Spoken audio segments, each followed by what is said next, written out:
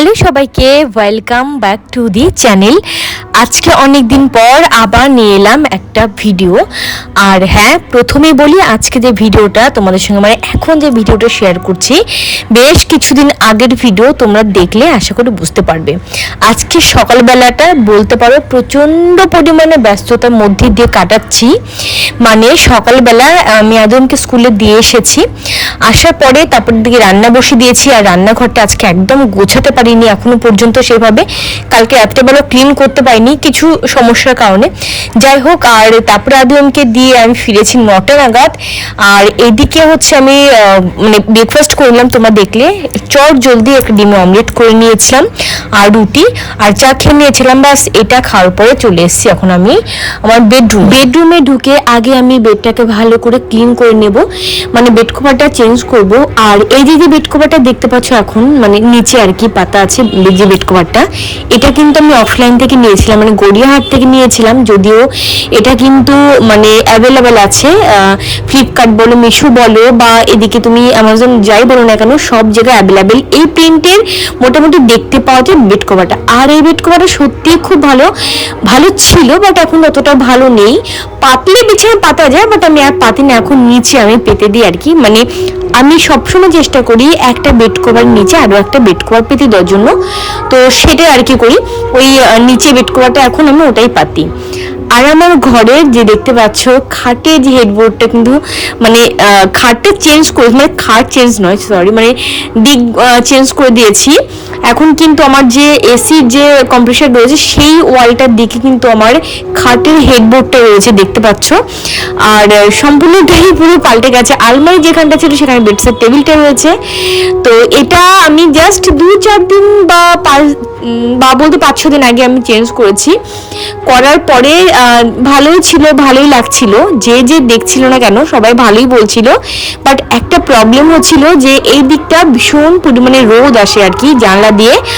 আর সে কারণে খাটটা দেখলাম রোদের হেডবোর্ডটা যদি পুরো রোদেই থাকতো, সে কারণে পুরো গ্লেজটা নষ্ট হয়ে, গ্লেজ তো নর্মালি দিন যা নষ্ট হতে থাকে, বাট এই কদিনের মধ্যে বেশ অনেকটা গ্লেজ নষ্ট হয়ে গেছে। পিছন দিকটা হালকা চিড় ধরেছে, একটা মনে হচ্ছিল আমাকে একজন বলল যে কখনো খাটের হেডবোর্ডটা একদম রোদের দিকে রাখবে না, কাঠকে ডাইরেক্ট রোদে দিলে নাকি ফেটে যাওয়ার সম্ভাবনা, আর এটা আমরা জানিও বটে।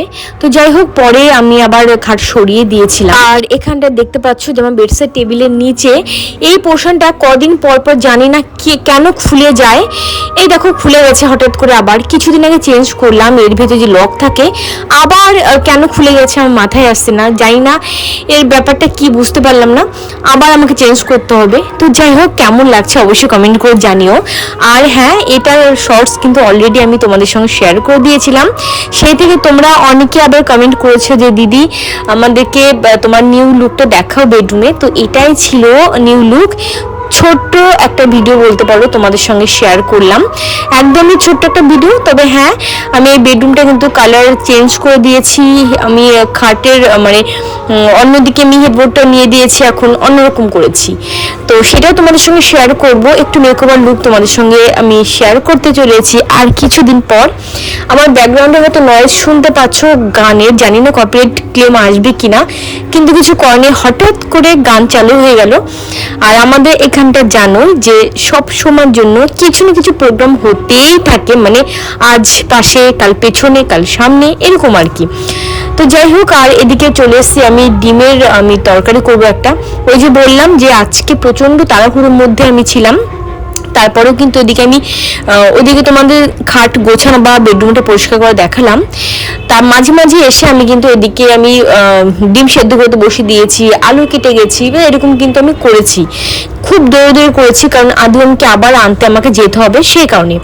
তো চলো এখন জলদি করে আমি এখন করব ডিমের তরকারি, একটা প্লেন ডিমের তরকারি করব, কারণ অন্য আর কিছু করার আমার সময় নেই। পটল ফ্রিজ থেকে বের করেছিলাম, ভেবেছিলাম একটু দই পটল করব, কিন্তু সেটা আজকে আর করবো না, দেখা যাক অন্য একদিন করব। তো তো ওই যে ভাত তো আগে বসে দিয়েছিলাম, তোমরা তো দেখেছিলে। তো চট জলদি এখন একটা ডিমের তরকারি করবো, আর কিছুই না। এর আগের দিন যে শর্টসটা আমি শেয়ার করেছিলাম, বা তার আগে শর্টসেও বলতে পারো, যে আমাকে তোমরা অনেকে বলেছো দিদি তুমি বড় ভিডিও দিচ্ছ না, তোমার শর্টস ভিডিও দেখবো না, কত তুমি শর্টস ভিডিও দেবে, মানে তোমরা আবদার করে বলেছো। কিন্তু বিশ্বাস করো আমি একদম সময় পাচ্ছি না আদিমকে স্কুলে নিয়ে যাওয়া নিয়ে আসা। আগের স্কুলে যখন ওরা পড়তো তখন টাইমিংটা বেশ অনেকটাই ছিল, বাট এখন টাইমিংটা একটু কমে গেছে, যে কারণে আর অনেকটা দূর আমার বাড়ি থেকে ওদের স্কুল, যে কারণে আমাকে অনেকটা আগে বেরোতে হয় এবং লেটও হয় ফিরতে, সে কারণে আমি সময় মতো করতেই পারছি না ব্লগিংটা। তবু আমি চেষ্টা করব। আজকে এই ভিডিওটা ক্লিপসগুলো অনেক দিন আমার ছিল ঘরে, তো ভাবলাম জানো তোমার সঙ্গে ছোট্ট একটা ভিডিও আমি শেয়ার করে দিলাম। আশা করছি সপ্তাহে একটা দুটো আমি দেবো আর কি, দেওয়ার জন্য। তারপর তোমাদের সঙ্গে এর আগে বেশ অনেকবার আমি কথা দিয়েছিলাম, বাট সেভাবে হয়তো আমি করতে পারিনি। তো যাই হোক আমি চেষ্টা করব একটা কি দুটো ভিডিও দেওয়ার জন্য।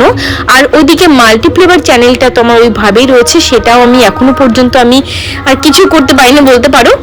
যাকে কি করব কিছু বুঝতে পারছি না, সবকিছু মাথার উপর দিয়ে যাচ্ছে। এদিকে রান্না বান্না কমপ্লিট করে চট জলদি স্নান করে দৌড়ে বেরিয়ে গেছি আবার আদিউনকে আনার জন্য। তোমরা অনেকে আছো যারা আমার নতুন মানে আমার চ্যানেলটাকে নতুন নতুন ভিজিট করছো, তোমরা কমেন্টস করছো যে দিদি তোমার কি জমজ বাচ্চা কিনা। হ্যাঁ আমার জমজ বাচ্চা, ক্লাস 9-এ উঠে গেল। তো যাকে চলো, হারে যে এবার আমি দাঁড়িয়ে আছি অ্যাক্রোপলিসের সামনে, ওই ফুটে যাব, তারপর আমি ওদের স্কুলে যাব। আজকের মতো ব্লগ আমি এখানটায় এন্ড করছি। দেখা হবে নেক্সট আরো একটা ব্লগের সাথে। ততক্ষণের জন্য তোমরা সবাই অনেক ভালো থেকো, অনেক হ্যাপি থেকো। আজকের মতো সবাইকে টাটা।